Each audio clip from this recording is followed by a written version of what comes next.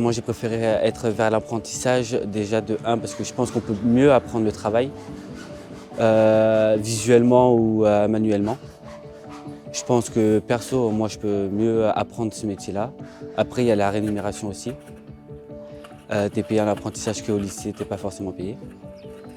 Et au lycée, après, au CFA, quand j'y vais une fois par un mois, j'apprends, comment dire, j'apprends plus facilement parce que j'ai plus de temps de faire les choses, de bien souder, de bien faire le trait carré, tout ça.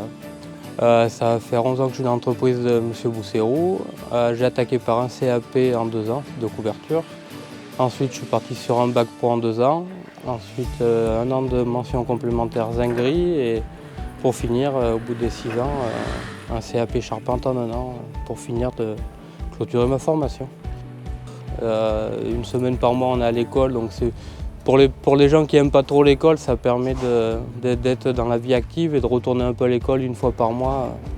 C'est moins contraignant que être toute une semaine assis sur une chaise. C'est l'avantage. Pour moi, c'est mon avantage.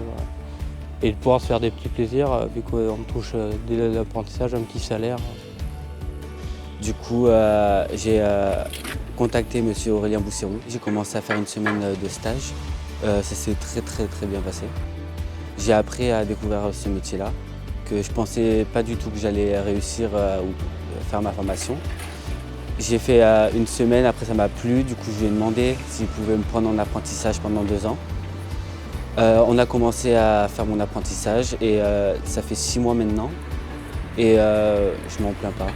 Je suis très content de mon travail.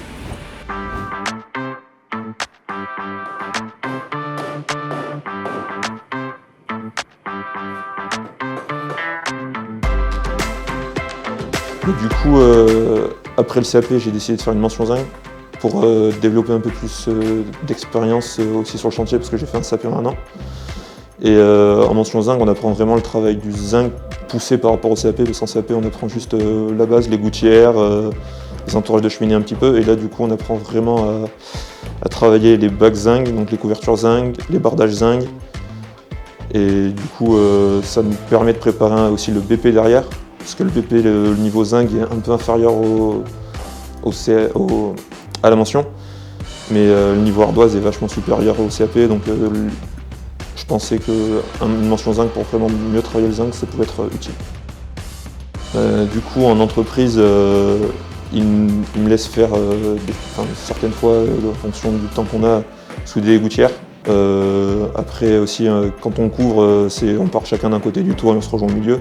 Et sinon après, au niveau du zinc, quand on pose du zinc, il y a un collègue qui est en haut, moi qui suis en bas, et lui il fait les plis en tête, je fais les plis en bas de pente.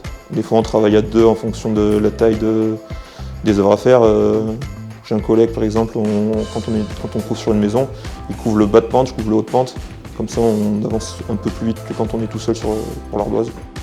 Pour les diplômes que j'ai préparés avant, l'alternance, je n'étais pas prêt à bosser le matin et travailler les cours l'après le soir, parce que c'était un peu technique au niveau du BTS.